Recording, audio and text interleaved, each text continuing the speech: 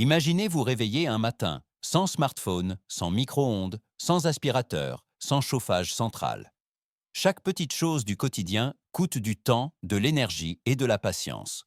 Dans les années 1940, ce n'était pas de la nostalgie, mais la réalité. À l'époque, les foyers fonctionnaient avec des outils qui sont aujourd'hui inconnus même de nombreux adultes, et encore moins de la génération Z. Ces objets n'étaient pas des curiosités, mais une nécessité vitale.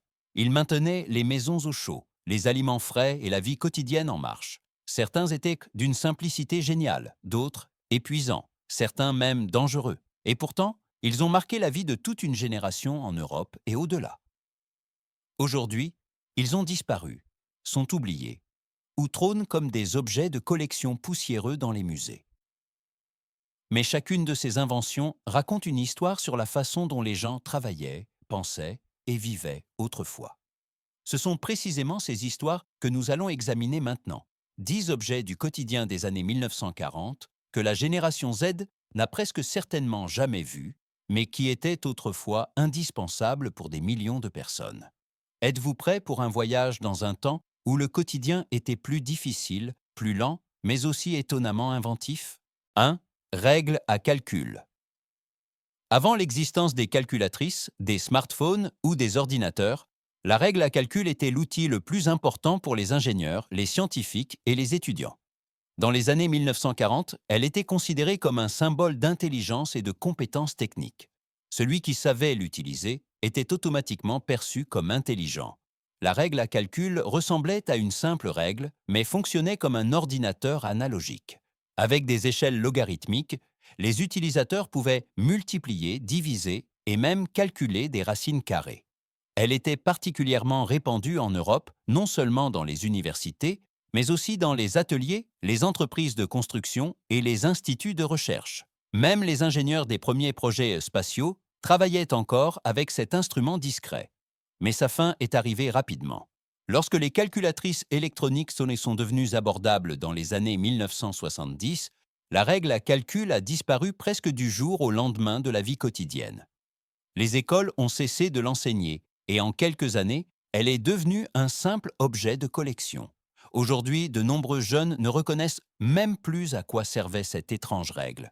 Pourtant, elle a autrefois aidé à construire des ponts et à calculer des fusées. 2. Glaciaire. Avant que les réfrigérateurs électriques ne deviennent la norme, les familles gardaient dans leurs aliments au frais avec ce qu'on appelait des glacières. Ces lourdes armoires en bois étaient tapissées de métal à l'intérieur et ne fonctionnaient que grâce à de gros blocs de glace, régulièrement livrés par le marchand de glace. Pas de glace, pas de nourriture froide. La vie était aussi simple que cela dans les années 1940. La glace fondait lentement et s'égouttait dans un bac de récupération, qui devait être vidé quotidiennement. Surtout en été, c'était un défi, car les aliments gâtés n'étaient pas rares. Néanmoins, les glacières étaient très répandues en Europe et aux États-Unis car elles offraient la seule façon de conserver le lait, la viande et le beurre au frais. Lorsque les réfrigérateurs électriques sont devenus moins chers et plus fiables, les glacières ont rapidement disparu des foyers. Aujourd'hui, elles ne se trouvent tout au plus que dans les musées, ou sont utilisées comme meubles vintage décoratifs. Pour la génération Z, il est difficile d'imaginer qu'il fallait autrefois transporter de la glace juste pour refroidir les aliments. 3. Lampe à huile. Avant que la lumière électrique ne soit une évidence dans chaque foyer, les lampes à huile éclairaient les soirées.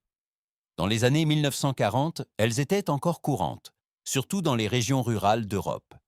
Alimentées au pétrole ou au kérosène, elles projetaient une lumière chaude et vacillante, suffisante pour lire, coudre ou converser après le coucher du soleil.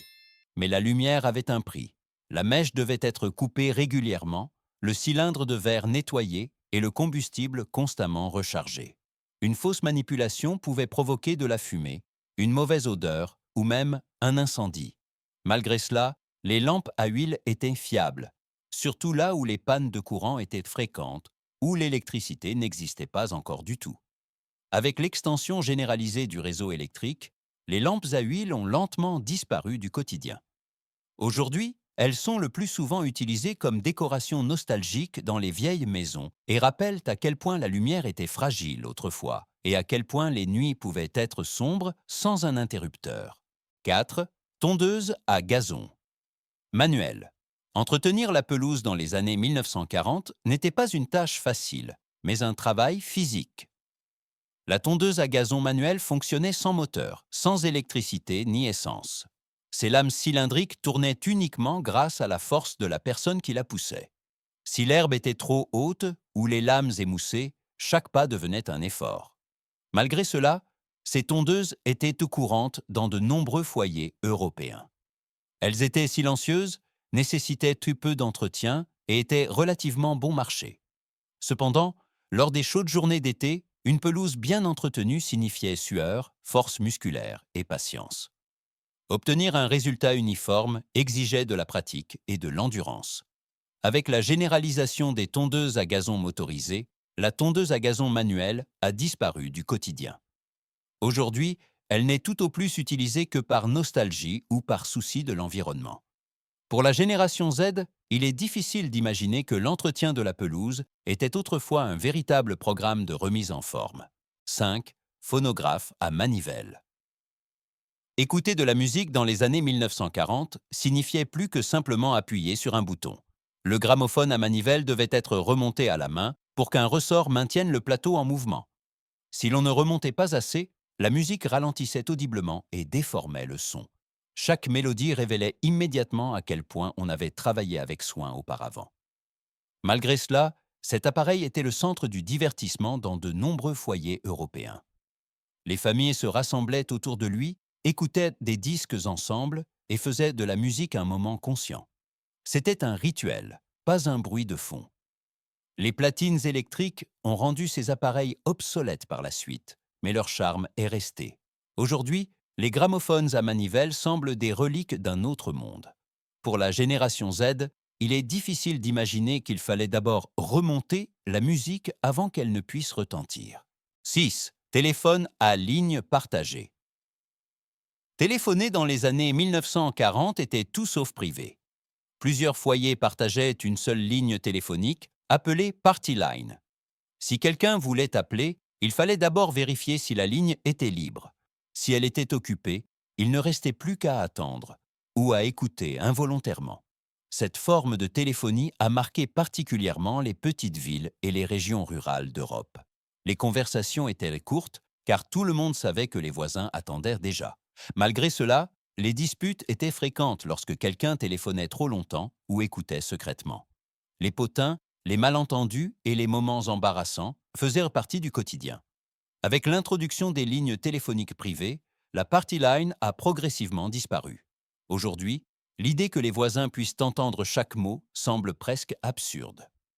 Pour la génération Z, la vie privée est une évidence. À l'époque, c'était un luxe. 7. Planche à laver. La lessive était l'une des tâches ménagères les plus fatigantes dans les années 1940. Sans machine à laver, des vêtements propres signifiaient un dur travail manuel. La planche à laver, généralement en bois ou en verre, était alors indispensable. Les vêtements étaient trempés dans de l'eau savonneuse, puis frottés vigoureusement sur la surface striée jusqu'à ce que la saleté et les taches disparaissent. Ce travail coûtait du temps, de l'énergie et souvent des mains douloureuses. En Europe, la planche à laver se trouvait dans presque tous les foyers, surtout là où la technologie moderne était encore inabordable. Des vêtements propres n'étaient pas le résultat d'un bouton à presser, mais celui de l'endurance et de la routine. Avec la généralisation des machines à laver électriques, la planche à laver a rapidement disparu du quotidien. Aujourd'hui, on la connaît plutôt comme décoration ou instrument de musique, mais autrefois, elle décidait si les vêtements étaient portables ou non. 8. Réveil. À remontoir. Se lever dans les années 1940 signifiait une discipline absolue. Le réveil à remonter devait être remonté à la main chaque soir. Si on l'oubliait, l'appel du réveil manquait le lendemain matin, avec de graves conséquences pour le travail ou l'école. Il n'y avait pas de bouton de rappel, pas de deuxième chance. Quand le réveil sonnait, il le faisait avec une force totale. Un bruit métallique fort et retentissant tirait même les gros dormeurs de leur sommeil. Pour le faire taire, il fallait se lever et l'éteindre. C'est précisément ce qui le rendait si fiable. Dans de nombreux foyers européens, ce réveil faisait partie intégrante du quotidien. Avec les montres électriques, puis numériques, le réveil à remonter a disparu des chambres à coucher. Aujourd'hui, il semble rude et inflexible, mais autrefois, il veillait à ce que la journée commence à l'heure, sans excuse. 9. Machine à calculer mécanique. Avant que les ordinateurs et les calculatrices ne conquièrent les bureaux, les machines à calculer mécaniques faisaient le travail. Ces lourds appareils fonctionnaient avec des engrenages, des leviers et des touches. Chaque calcul nécessitait de la force. Appuyez sur les touches, tirez les leviers, observez les chiffres dans la petite fenêtre d'affichage. Chaque opération était audible, lente et précise. Dans les bureaux, les banques et les administrations européennes, ces machines étaient indispensables. Elles étaient considérées comme modernes et fiables, même si elles semblaient laborieuses par rapport aux appareils actuels. Les erreurs ne pouvaient pas être simplement effacées, chaque calcul devait être exact. Lorsque les calculateurs électroniques sont apparus, ces machines ont rapidement perdu de leur importance. Aujourd'hui, elles se trouvent principalement dans les musées ou chez les collectionneurs. Pour la génération Z, il est difficile d'imaginer que le calcul était autrefois un processus mécanique qui exigeait patience et concentration. 10. Tapissoir. Avant que les aspirateurs ne deviennent la norme, nettoyer les tapis était un travail physiquement difficile. Le tapissier, généralement en métal ou en bois, faisait partie du quotidien de nombreux foyers européens dans les années 1940. Les tapis étaient sortis, suspendus à une corde et débarrassés de la poussière à coups vigoureux. Cela créait d'épais nuages de poussière qui recouvraient les vêtements, les cheveux et l'environnement. C'était bruyant, fatigant et chronophage, mais efficace. Des tapis propres signifiaient de la fraîcheur dans la maison, surtout à une époque où les sols accumulaient beaucoup de poussière et les tapis étaient lourds. Avec la généralisation des aspirateurs, le tapissier a presque entièrement disparu. Aujourd'hui, on le connaît tout au plus comme décoration vintage. Pour la génération Z, il est difficile d'imaginer que la propreté exigeait autrefois sueur et force musculaire. Ces 10 objets du quotidien des années 1940 montrent à quel point la vie a changé en seulement quelques générations. À l'époque, le quotidien signifiait un travail manuel, de la patience et de l'attention. Rien ne fonctionnait automatiquement, rien n'était évident. Chaque geste comptait, chaque tâche coûtait du temps et de l'énergie. Pour la génération Z, ces choses semblent étranges, compliquées ou même absurdes. Pourtant, pour des millions de personnes en Europe, elles étaient indispensables. Elles maintenaient les maisons propres, les familles nourries, les bureaux en marche et le quotidien organisé. Derrière chacun de ces objets se cache une histoire d'adaptation, d'ingéniosité et de persévérance. Peut-être que ce regard en arrière nous fait aussi voir le présent différemment. Des appareils que nous ne remettons presque plus en question. Une commodité que nous tenons pour normale. Et la question de savoir quels objets de notre quotidien actuel seront tout aussi inimaginables dans 80 ans. Si vous avez aimé ce voyage dans le passé et souhaitez découvrir d'autres histoires oubliées, restez connectés et abonnez-vous à la chaîne. Le passé est plus proche que nous ne le pensons.